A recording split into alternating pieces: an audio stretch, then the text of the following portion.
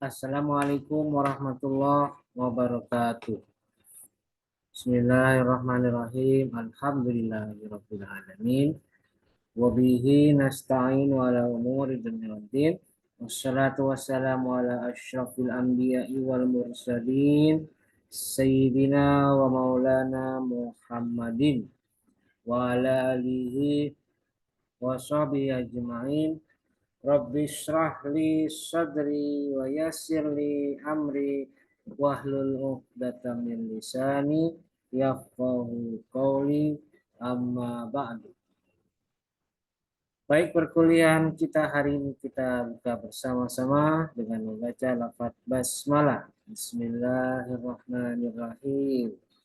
Baik, mahasiswa jurusan Hukum Keluarga Islam kelas A dan B semester 6. Hari ini kita kembali hadir di perkuliahan MK Bimbingan Penulisan Skripsi yang sampai hari ini tanggal 21 Februari 2024 sudah memasuki pertemuan ketiga. Ya. Dan berdasarkan RPS MK hari ini akan berbicara, materi hari ini akan berbicara tentang apa?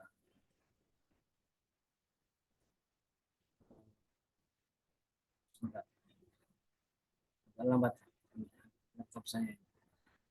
Mengenai langkah-langkah penelitian, ya, kita lihat nih RPS-nya.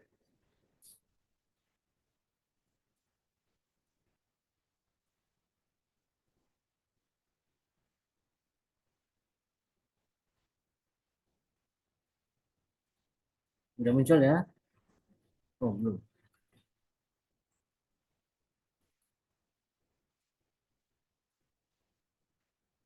Jadi ini ya, langkah-langkah penelitian. Pertama, pengertian dan tahapan perencanaan. Kedua, tahapan pelaksanaan. Dan yang ketiga, penulisan laporan. Oke. Jadi perencanaan, pelaksanaan, dan penulisan laporan atau penyusunan laporan. Oke, baik. Kita langsung ke modul yang ini. Ya, kita langsung saja ke modul.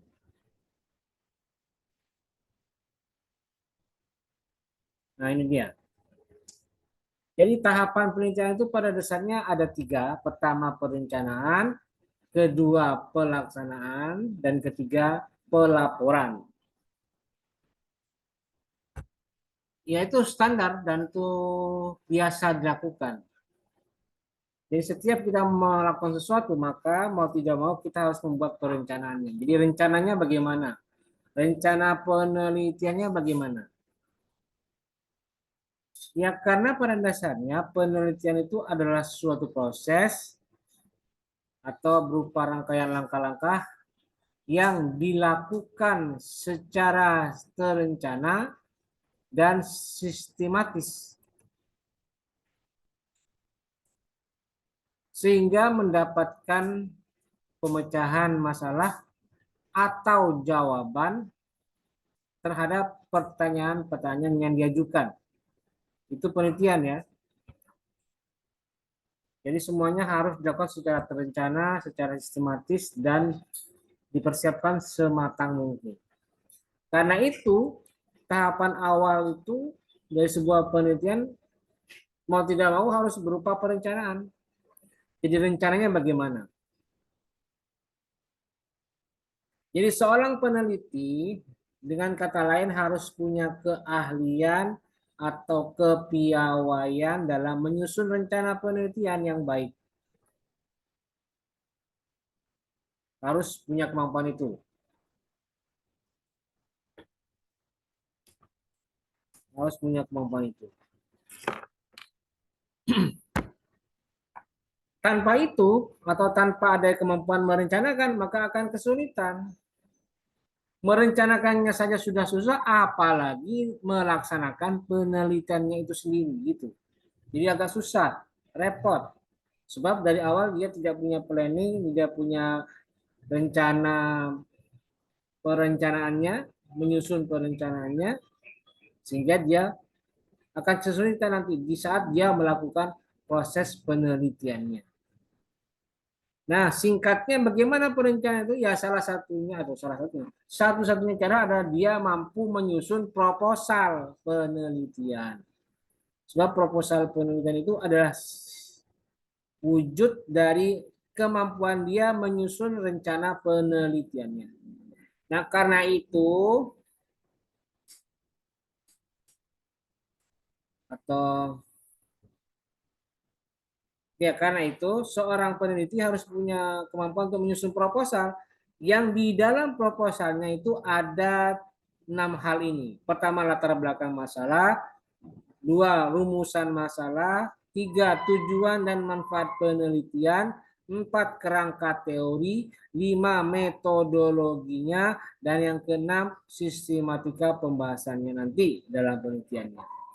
Jadi harus punya ini, minimal ini. Syukur-syukur nanti ada tambahan yang lain. Kalau di syariah kita mengenal ada poin penelitian terdahulu yang relevan.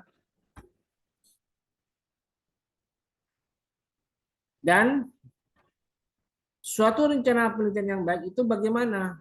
Harus apa? Ada beberapa hal. Yang pertama, memiliki permasalahan atau topik penelitian yang layak dilakukan penelitian atau researchable. Tuh. Dan yang kedua, rencana penelitiannya disusun dengan sistematis, konsisten, dan operasional. Sistematis itu bagaimana? Ya, ada mekanisme penyusunannya. Misalnya harus ada latar belakang masalah, harus ada rumusan masalah, harus ada tujuan dan manfaat penelitian, harus ada kerangka teori, dan lain sebagainya. Itu sistematis. Kemudian konsisten apa? Harus misalnya dalam menggunakan istilah. Kalau istilah itu yang dipakai begitu ya harus sama di bagian-bagian yang lain. Konsisten dan juga konsisten dalam hal menggunakan metodologinya. Konsisten dalam hal sesuai dengan tujuan dari penelitiannya. Jadi konsisten. Jadi tidak mencela-mencela kata orang Jawa. Tidak loncat sana, loncat sini. Tidak seperti itu. Tapi harus sistematis dan konsisten. Operasional gimana? Ya harus sesuai dengan langkah-langkah yang terjadi di saat dia nanti melakukan penelitian secara operasional. Jadi proposal yang baik itu harus sesuai dengan rencana, harus sesuai dengan apa yang akan terjadi di lapangan. Kalau di lapangan mengatakan, di fakta di lapangan mengatakan ini lebih layak jika harus ada rujukan tambahan, nah, maka dimulai dari awal, dari apa? Dari proposalnya. Harus sesuai dengan operasi penelitiannya atau operasional. Nah, sedangkan topik penelitian yang layak diteliti itu yang bagaimana? Satu, mempunyai arti penting, baik bagi pengembangan ilmu pengetahuan maupun untuk keperluan kehidupan sehari-hari. Ini punya arti penting, bukan sekedar apa namanya semacam apa sekedar bermain-main saja, tapi ada manfaat yang bisa dipetik dari pengembangan pengetahuan dan lain sebagainya. Kemudian yang kedua, mempunyai daya tarik baik bagi peneliti itu sendiri maupun bagi masyarakat. Itu topik yang layak dilakukan penelitian. Dan yang ketiga, rencana operasional topik itu bisa dan mungkin dilaksanakan. Jadi jangan membuat atau menyusun atau mengambil topik yang tidak rasional atau yang tidak bisa diteliti, tidak bisa. Harus benar-benar rasional dan bisa diteliti atau researchable. Nah, itu suatu rencana penelitian itu yang harus dilakukan dan bisa diterapkan. Ada dua. Satu, topiknya atau masalahnya layak diteliti. Dan yang kedua, rencana penelitiannya tersusun dengan sistematis, konsisten, dan operasional. Nah, itu dalam penyusunan proposal atau penyusunan rencana penelitian. Dan yang kedua adalah pelaksanaannya. Jadi nanti saat kalian menyusun proposal, jangan lupakan bagaimana teknis pelaksanaannya. Misalnya kalian melakukan studi tentang kajian tentang hak asuh anak yang orang tuanya tiba-tiba mengalami kecelakaan. Maka peneliti ini berencana untuk melakukan wawancara atau pengumpulan data dalam bentuk wawancara kepada ahli waris atau kerabat yang masih ada hubungan dengan orang tua yang meninggal tadi. Maka harus disiapkan planning dari pelaksanaan penelitiannya. Misalnya bagaimana caranya melakukan penelitian. Jika kemungkinan besar ahli warisnya ini atau mungkin kerabatnya ini tidak bisa dilacak karena mungkin letaknya yang sangat jauh, maka harus ada solusi atau plan B. Bagaimana caranya untuk mengganti posisi dari ahli waris atau kerabat dari orang tua yang meninggal ini. Nah, maka dibuatlah planning B. Kan dicari kenalan atau orang lain yang tidak ada hubungan darah, tapi dia mengenal betul karakter dan sifat atau pribadi dari orang tua yang meninggal ini. Maka bisa ditelusuri dari situ. Seperti itu. Nah, harus disiapkan rencana-rencananya dan bagaimana kemungkinan pelaksanaannya.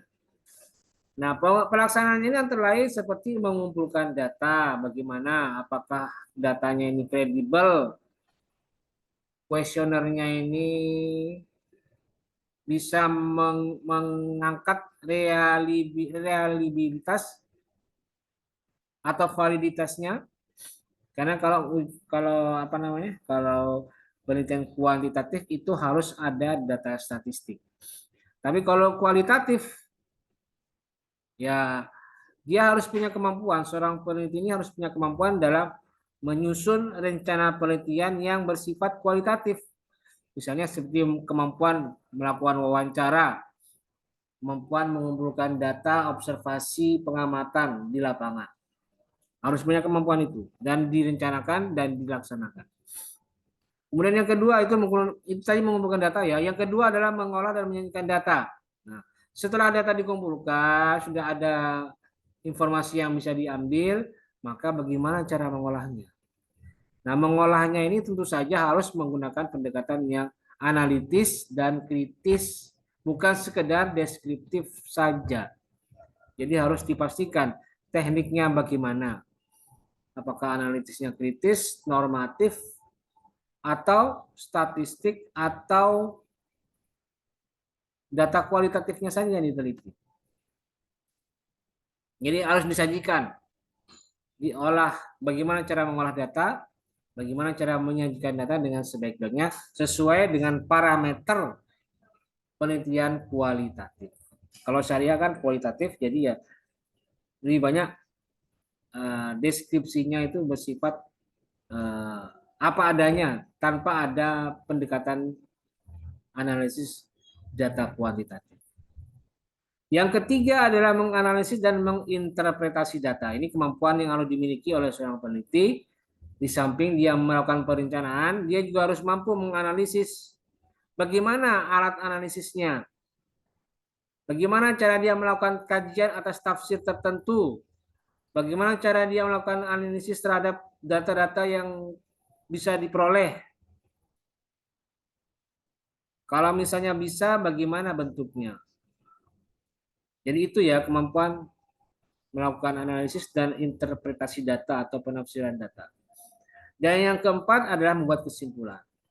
Bagaimana kesimpulannya? Setelah data dianalisis, bagaimana cara kita mengambil kesimpulan? Apakah sesuai dengan pertanyaan masalah atau tidak?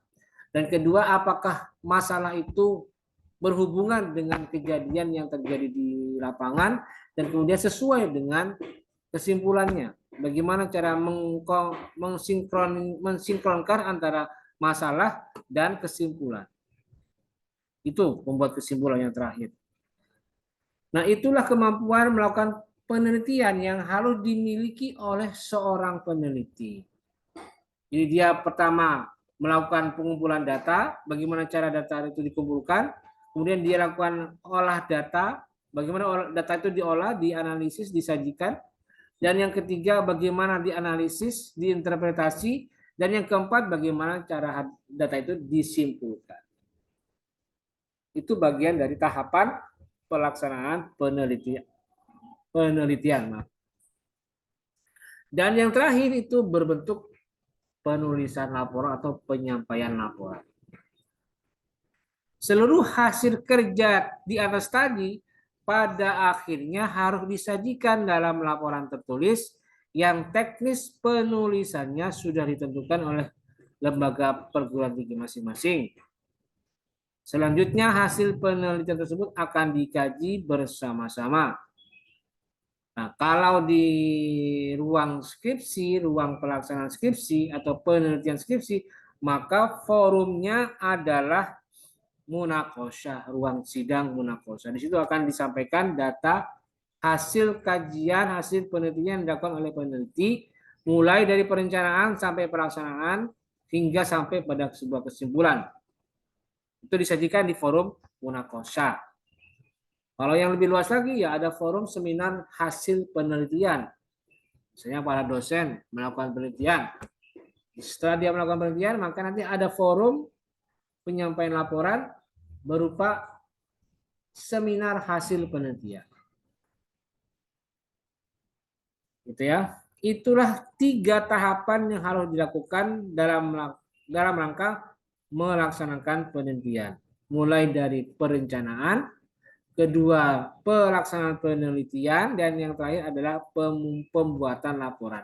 Nah, untuk pembuatan laporan nanti secara teknisnya akan diberikan penjelasan nanti di tahap-tahap berikutnya dalam materi perkuliahan MK bimbingan penulisan skripsi ini. Karena kan ada yang lebih teknis, misalnya teknik penulisan laporannya, terus formatnya bagaimana, dan seterusnya itu bagaimana. Nanti akan ada penjelasannya lebih lengkap di bagian-bagian setelah ini, di materi berikutnya. Baik, saya kira itu singkat saja materi kita pada hari ini mengenai tahapan-tahapan penelitian atau langkah-langkah penelitian. Oke. Jika kalian ada yang ingin ditanyakan, nanti silakan kalian layangkan, kirimkan pertanyaannya melalui kolom komentar yang ada di channel YouTube maupun yang ada di kolom komentar yang ada di Google Classroom. Sebelum saya akhiri, saya sampaikan minggu depan adalah materi tentang proposal. Nah, saya informasikan minggu depan selain materi tentang proposal, saya akan juga menyampaikan materi singkat mengenai cara menyusun atau cara membuat judul proposal atau judul penelitian. Dan nanti setelah saya sampaikan materi itu, judul cara menyusun judul penelitian, nanti akan saya buatkan tugas buat kalian masing-masing. Tugasnya adalah kalian harus membuat judul proposal. Bagaimana penerapannya setelah saya jelaskan kiat-kiat atau cara-cara menyusun atau membuat judul proposal, dan kalian terapkan itu saat nanti ada tugas pada materi pertemuan keempat. Nah, seperti yang sudah saya janjikan, nanti setelah itu akan saya lihat dan saya nilai apa evaluasi dari saya, catatannya apa dari saya. Nanti silakan kalian baca sendiri. Yang penting ini harus kalian kerjakan karena ini merupakan bagian penting dari tahapan kalian menuju pembuatan dan penyusunan skripsi.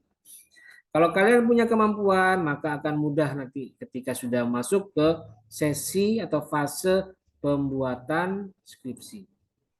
Sebab itu akan berhubungan antara pembuatan judul dengan kemampuan menyusun skripsi.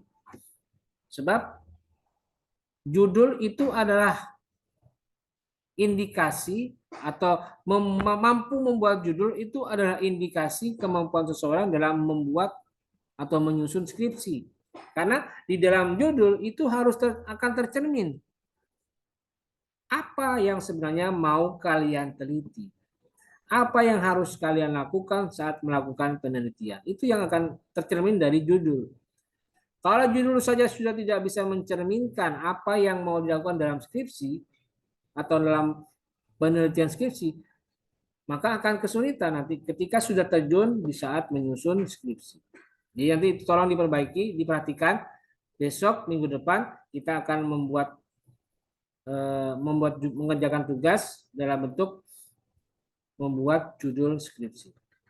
Dan sebelumnya saya akan berikan tips-tips cara untuk menyusun judul skripsi yang baik dan benar. Baik, saya kira itu materi kita pada hari ini, singkat, padat, semoga bisa dipahami dengan sebaik-baiknya. Dan mari kita akhiri bersama-sama perkuliahan hari ini dengan bersama-sama membaca lafaz hamdalah. Alhamdulillahirabbil alamin. Terima kasih. Wallahul muwaffiq ila aqwamit thoriq. Wassalamualaikum warahmatullahi wabarakatuh.